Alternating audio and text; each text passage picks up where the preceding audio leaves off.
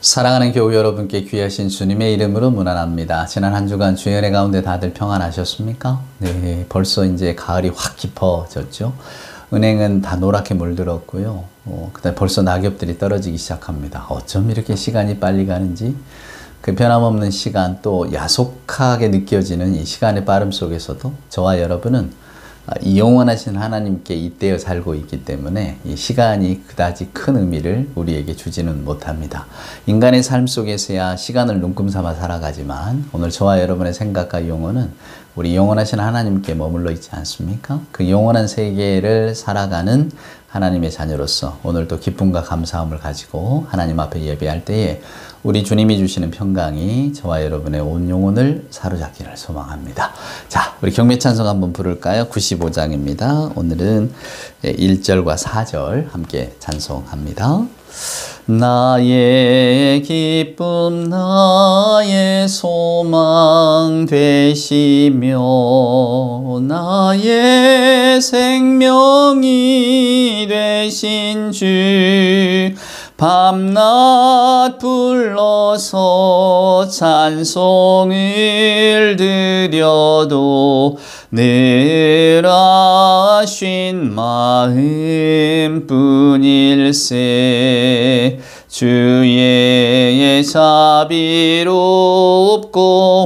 화평한 얼굴 모든 천사도 반기며 주의 놀라운 진리의 말씀에 천지가 화답하도다. 아멘. 사도신경으로 우리들의 신앙을 고백합니다. 전능하사 천지를 만드신 하나님 아버지를 내가 믿사오며 그 외아들 우리 주 예수 그리스도를 믿사오니 이는 성령으로 잉태하사 동정녀 마리아에게 나시고 본디오 빌라도에게 고난을 받으사 십자가에 못 박혀 죽으시고 장사한 지 사흘 만에 죽은 자 가운데서 다시 살아나시며 하늘에 오르사 전능하신 하나님 우편에 앉아 계시다가 저리로서 산자와 죽은 자를 심판하러 오시리라. 성령을 믿사오며 거룩한 공예와 성도가 서로 교통하는 것과 죄를 사하여 주시는 것과 몸이 다시 사는 것과 영원히 사는 것을 믿사옵나이다. 아멘. 성시를 한번 교독할까요? 오늘은 교독문 57번입니다. 교독문 57번 한 절씩 교독하겠습니다. 여호와여 내가 깊은 곳에서 주께 부르짖었나이다. 주여 내 소리를 들으시며 나의 부르짖는 소리에 귀를 기울이소서. 여호와여 주께서 죄악을 지켜보실진데 주여 누가 서리이까? 그러나 사유하심이 주께 있음은 주를 경유하게 하심이니이다. 나 곧 내 영혼은 여호와를 기다리며 나는 주의 말씀을 바라는도다. 파수꾼이 아침을 기다림보다 내 영혼이 주를 더 기다리나니 참으로 파수꾼이 아침을 기다림보다 더하도다. 이스라엘아 여호와를 바랄지어다. 여호와께서는 인자하심과 풍성한 속량이 있음이라. 그가 이스라엘을 그의 모든 죄악에서 속량하시리로다. 아멘. 오늘 예배 찬송은 찬송가 425장입니다. 주님의 뜻을 이루소서 고요한 중에 기다리니. 425장 찬송가 함께 찬송합시다. 주님의 뜻을 이루소서 고요한 중에 기다리니 진흙과 같은 날 빚으사 주님의 형상 만드소서. 주님의 뜻을 이루소서. 주님 발 앞에 엎드리니 나의 맘속을 살피시사 눈보다 희게 하옵소서. 주님의 뜻을 이루소서. 병들어 몸이 피곤할 때 권능의 손을 내게 펴사 강건케 하여 주옵소서. 주님의 뜻을 이루소서. 온전히 나를 주장하사 주님과 함께 동행함을 만민이 알게 하옵소서. 아멘. 네, 기도합시다. 사랑과 은총으로 함께 하시는 아버지 하나님 감사합니다. 오늘도 변함없는 은총을 우리 모두에게 허락하시사 이렇게 주일 아침 하나님 앞에 고개 숙이며 영과 진리로 예배케 하시니 하나님 감사합니다. 벌써 가을이 깊어갑니다. 우리가 살아온 2024년 또 한 해를 잠깐 뒤돌아봅니다. 아버지 하나님, 말씀대로 살려고 했지만 하나님의 말씀 온전히 순복하지 못했습니다. 이웃을 생각하며 살려고 했지만 이기주의적 삶을 면치 못했음을 고백합니다.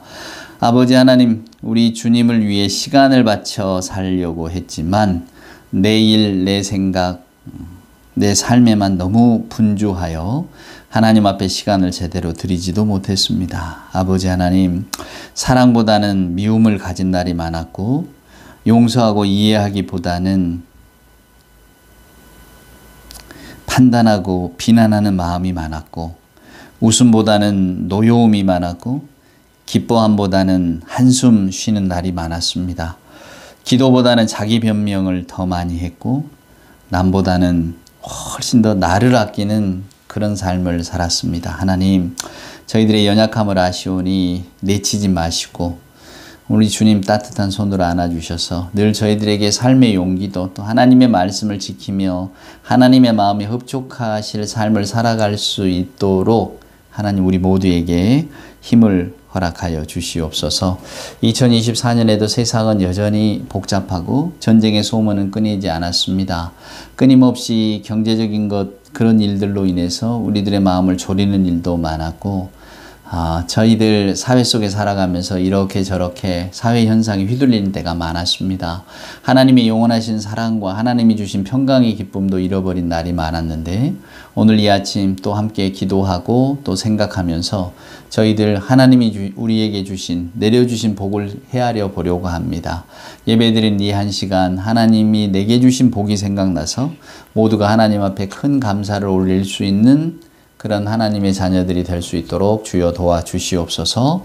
우리 중에는 건강이 어려워서 힘든 분이 있습니다. 재정적 여러 가지 사회 환경적으로 또 고통을 받는 분도 있습니다. 하나님, 인간의 힘으로 어쩔 수 없을 것 같은 이 어두움을 하나님의 권능으로 물리쳐 주시고 주의 성령 안에서 평강을 되찾을 수 있도록 주여 함께하여 주시옵소서. 이 시간 말씀에 귀 기울이는 심령마다 말씀으로 인하여 새롭게 변화되는 놀라운 일들이 일어나게 하여 주실 줄 믿사올 때에 우리 구주 예수님의 귀하신 이름으로 간절히 기도드리옵나이다. 아멘. 오늘 우리에게 주시는 하나님의 말씀, 우리가 계속 십계명을 읽고 있는데요. 출애굽기 20장 말씀 한번 보겠습니다. 오늘은 7절 말씀부터 한번 보도록 할까요? 너는 내 하나님 여호와 이름을 망령되게 부르지 말라. 여호와는 그의 이름을 망령되게 부르는 자를 죄 없다 하지 아니하리라. 안식일을 기억하여 거룩하게 지키라. 8절까지 한번 읽어 보았습니다. 너는 내 하나님 여호와 이름을 망령되이 일컬지 말라. 부르지 말라. 여호와는 그의 이름을 망령되게 부르는 자를 죄 없다 하지 아니하리라. 1884년에 여러분 우리나라 인천의 이제 제물포항에 맨 처음 이제 미국의 배가 들어옵니다. 거기에서 이제 우리 선교사님 두 분이 내리죠. 여러분 잘 아시는 언더우드 그리고 아펜젤러입니다. 아펜젤러는 감리교 선교사님이고 언더우드는 장로교 선교사님입니다. 그래서 우리나라에 이제 85년 처음에 이제 제물포항에 이제 복음이 들어올 때에 어떤 분이 이런 말씀을 하시더라고요. 누가 먼저 우리나라에 첫 발을 내딛었을까요? 분명히 그 배에는 두 분이 타고 있었는데 아펜젤러가 먼저일까요? 언더우드가 먼저일까요? 저는 이제 장로교 목사니까 언더우드가 먼저지 않겠어요? 이렇게 말하고 쉽죠. 농담이니까. 예, 근데 또 어떤 분은 감리교가 기억이니까 아마 아펜젤러가 먼저 내렸을 거라고 이렇게 말을 합니다만 정답은 레이디 퍼스트. 아마 두 분의 부인이 먼저 내렸을 겁니다.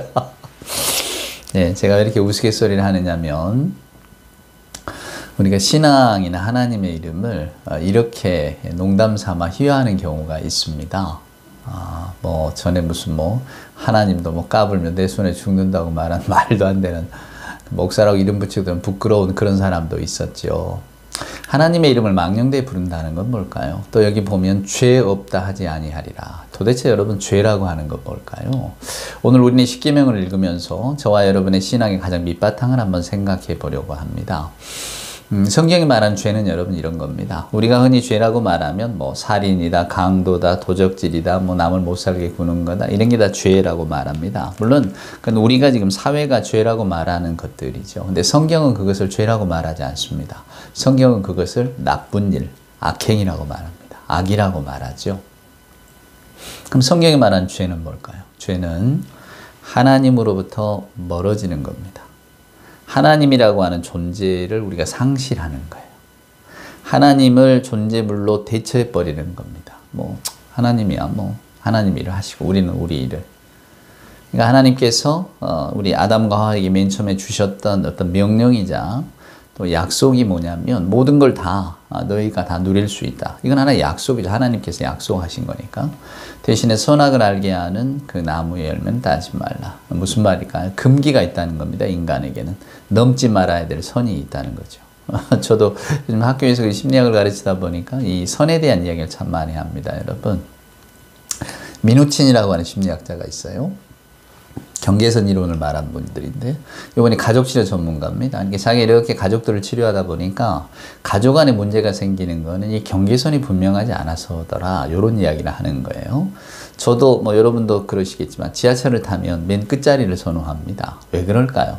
그냥 옆에 뭐가 부딪히는 사람이 없어서? 아니죠. 그건 뭐냐면 우리가 중간에 앉거나 이렇게 되면 양쪽에 사람이 앉으면 경계선이 없어집니다. 뭔가 좀 불편하거든요. 그러니까 사람은 누구나 다 내가 가지고 있는 어떤 일정한 범위를 유지하고 싶어 합니다. 제가 재미있게 읽었던 이야기 중에 하나가 왜 우리 그 서커스, 지금엔 이런 게 다 없어졌지만 전에는 그 동물 조련하는 서커스가 있었잖아요. 사자, 호랑이가 막 아무리 이렇게 막 달려들어도 조련사 째찍 한번 탁 치면 막 이렇게 놀래고 움찔하고 뒤로 물러서고 막 그랬잖아요. 공격하려고 하던 게. 그게 그냥 조련사가 하도 무섭게 굴어서 저 야생의 동물들도 저도 길들여지는가 그렇게 생각했는데 그게 아니랍니다. 호랑이든 사자든 이 야생 동물에게는 자기가 정한 범위가 있대요. 그러니까 누가 이렇게 우리가 보통 30cm 혹은 1m, 2m 이렇게 간격을 말하듯이 요 동물들에게 그 간격이 있다는 겁니다. 그러니까 사자나 호랑이가 이렇게 반응하는 간격이 있다는 거예요. 그게 반경 1.5m 혹은 2m라고 할 수 있죠. 조련사는 그걸 오랫동안 훈련을 했기 때문에 그 습성을 잘 알아서 조련사가 그 호랑이나 사자가 정해놓은 그 경계선 안에 발을 쓱 들이민답니다. 가까이 다가가는 거죠. 그러면 이제 호랑이나 사자가 콕 이제 이렇게 반응할 거 아닙니까? 긴장하고 그럴 때 재채기를 어디든 딱 치면서 발을 쓱 뺀대요. 그러면 그 발만 보고 있던 호랑이가 사자가 누그러지고 혹은 이제 아무렇지도 않게 돌아선다는 거죠.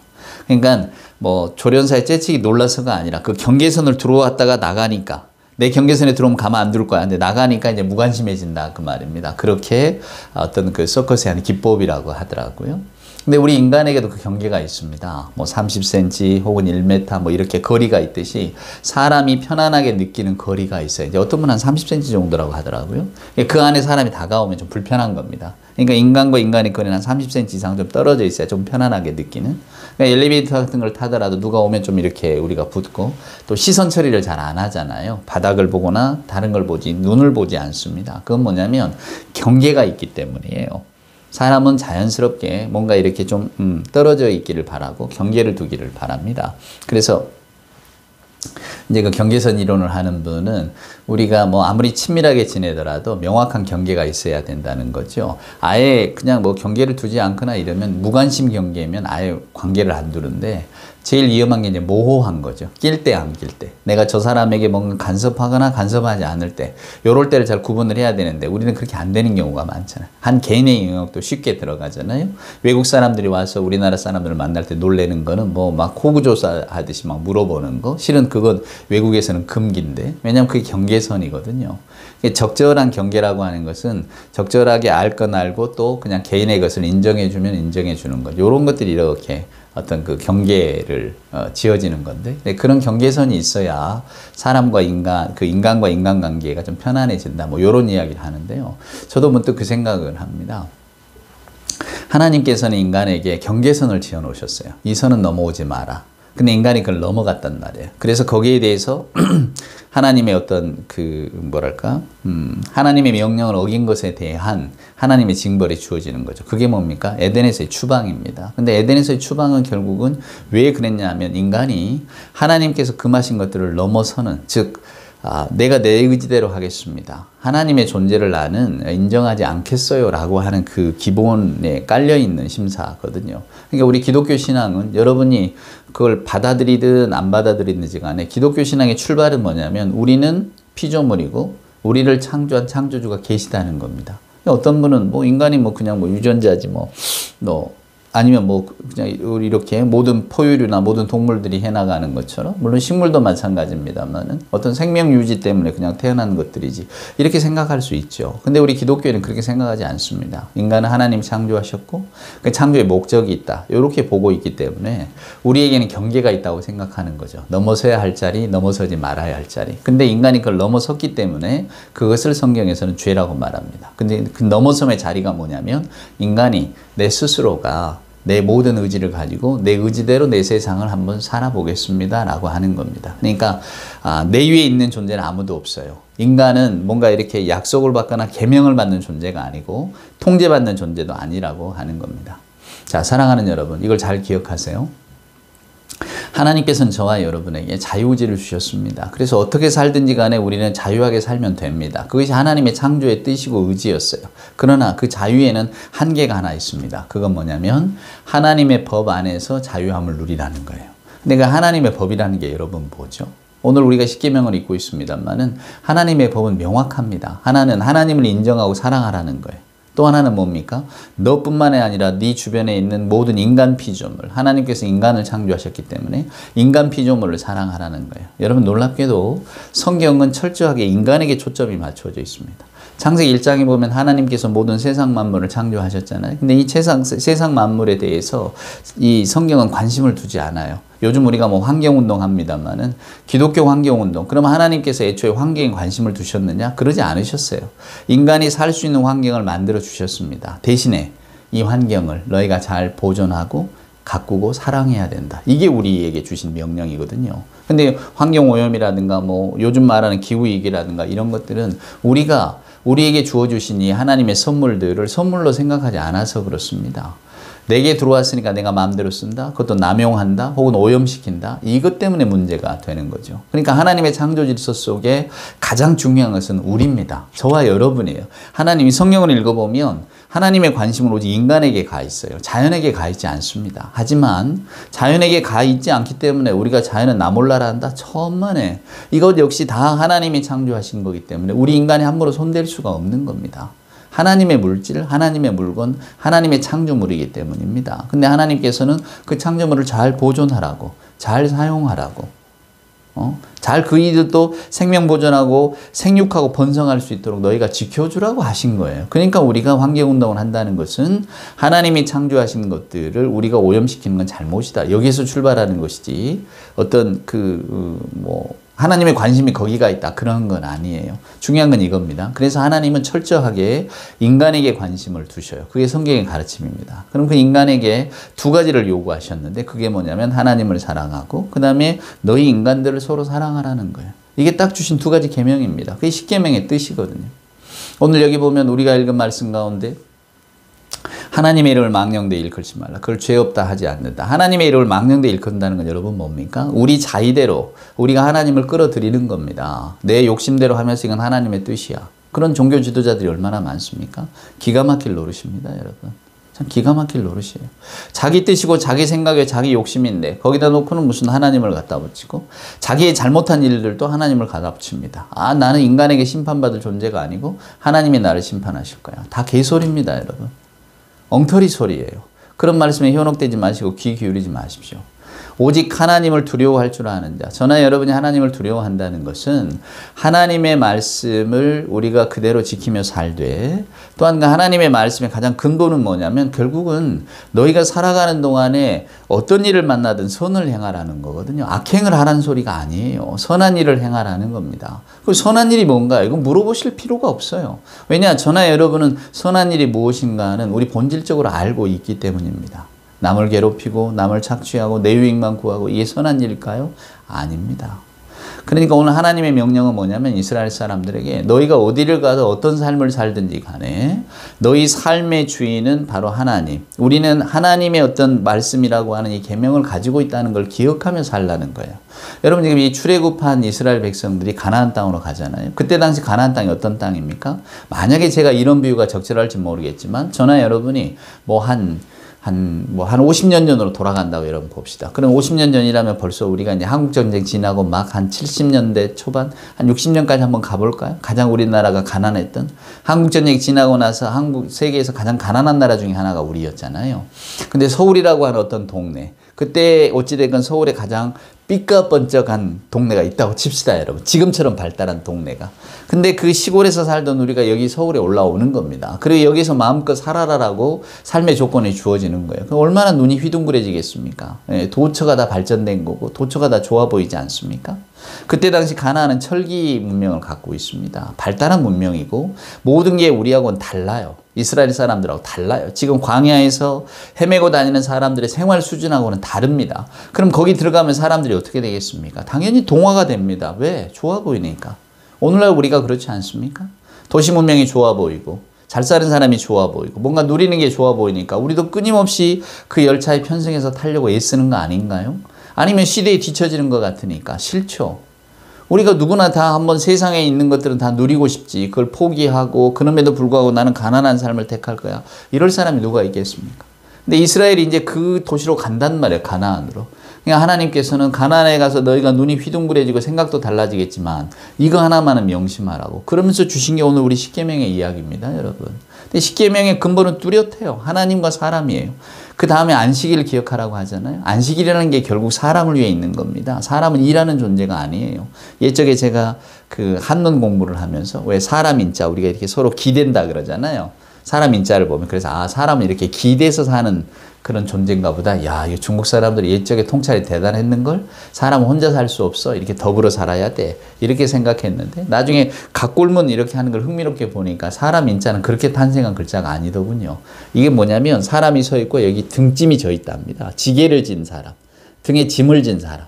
그 모양을 그려서 이렇게 간소화된 거래. 이게 사람인이래요. 그러니까 요거는 사람과 뒤에 얹혀있는 짐이란 뜻입니다. 무슨 말일까요? 옛 사람들이 생각할 때 인간은 노동하는 인간이다. 그 말이에요. 노동하는 인간. 근데 그 본뜻을 벗어나서 그래요. 사람이 이렇게 기댄다고 생각한 것은 이렇게 해야 이게 사람 인자의 출발이라고 누가 생각했다는 것은 그만큼 사람과 사람 사이의 관계가 중요하다는 겁니다. 우리는 관계를 맺고 사는 사람이지 혼자 사는 사람은 아니에요. 그러니까 그 왜 나는 자연인이다 같은 그런 프로그램을 보면 다 산속에서 혼자 사는 사람들, 물론 다 사연이 있으니까 혼자 살아요. 사람도 싫고 세상도 싫다고 그래서 혼자 오는 분들. 근데 제가 볼 때 의아한 것은 누가 그 리포터가 찾아가고 누가 찾아가면 이분들이 그렇게 기뻐할 수가 없어. 그리고 이렇게 또 떠나가면 또 그렇게 또 서러워하더라고요. 눈물을 흘리고 또 오라 그러고.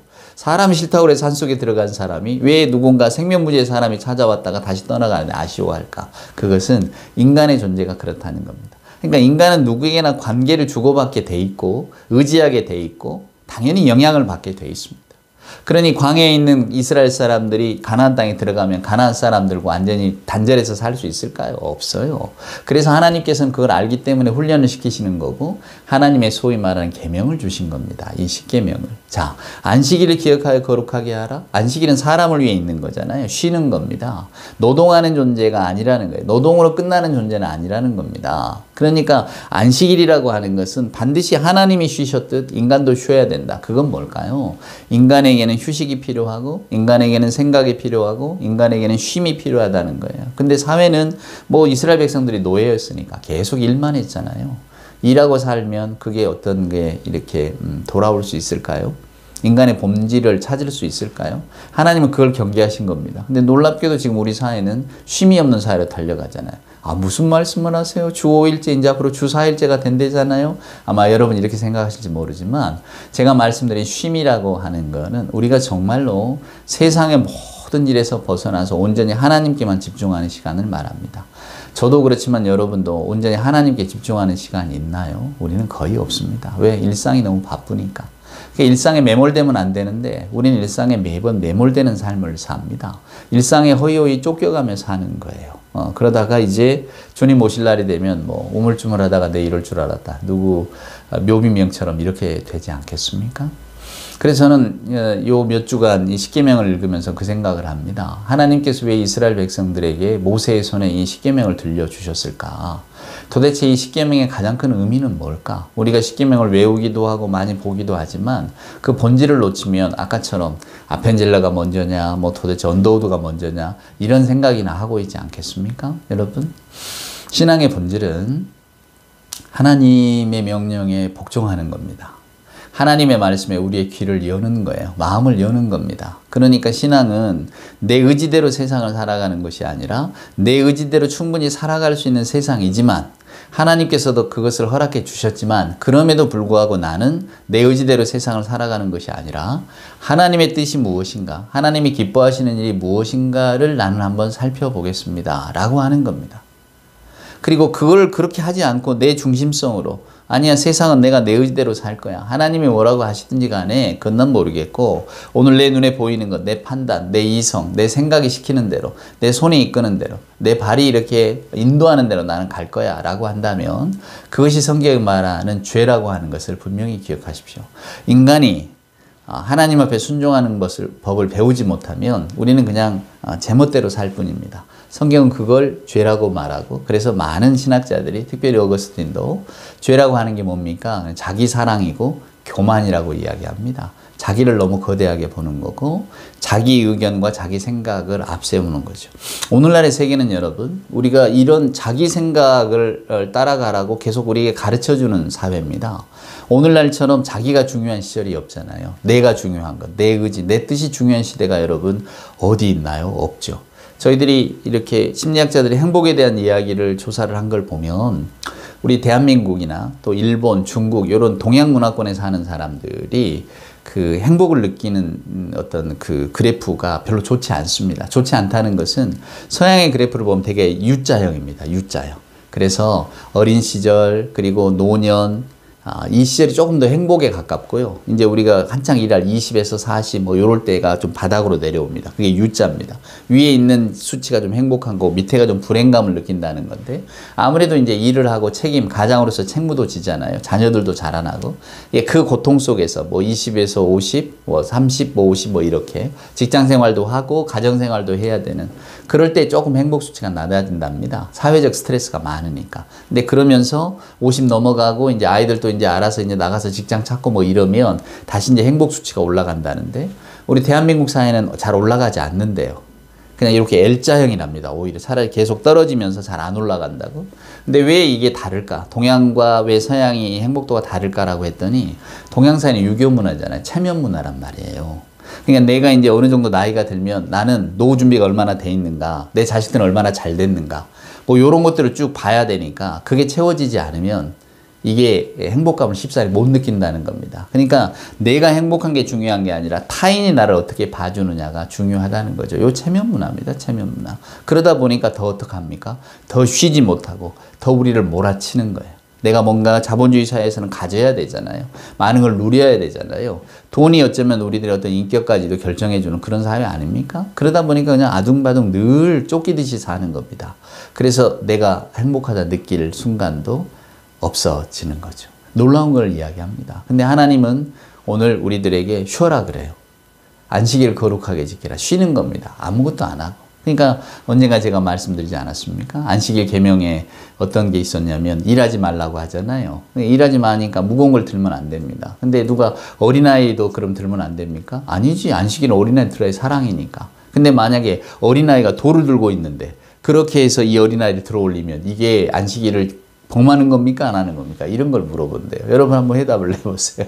아이 드는 건 안식일을 지키는 건 안 지키는 건 아니지만 돌 드는 건 안 지키는 거란 말이에요. 왜? 일하는 거니까. 근데 이 아이가 돌을 들고 있는데 그 아이를 들어 올리면 이게 정말로 안식일을 범하는 건가 안 하는 건가?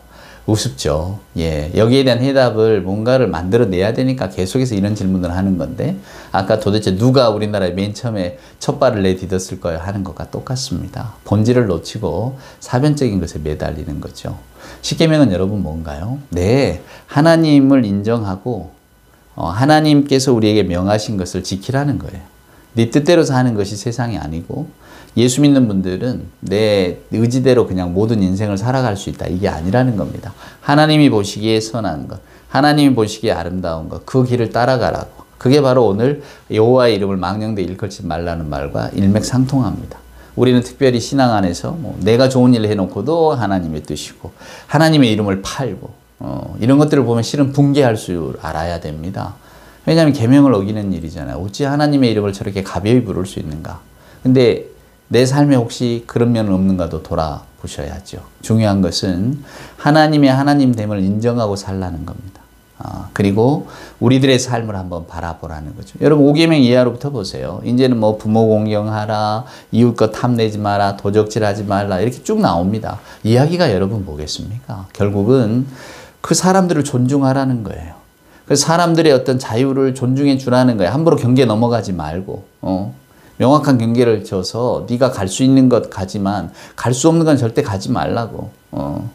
왜냐하면 그에게도 자유가 있고 그에게도 그 자신의 삶을 누릴 만한 뭐가 있는 거니까. 근데 내가 힘이 있다고 뭘 뺏거나 내가 갖고 싶으니까 가져버리거나 이래서는 안 된다는 겁니다. 중요한 건 인간에 대한 존중을 가지라는 거죠. 하나님을 사랑하고 인간에 대한 존중을 가지라. 이게 십계명의 가장 근본적인 메시지거든요.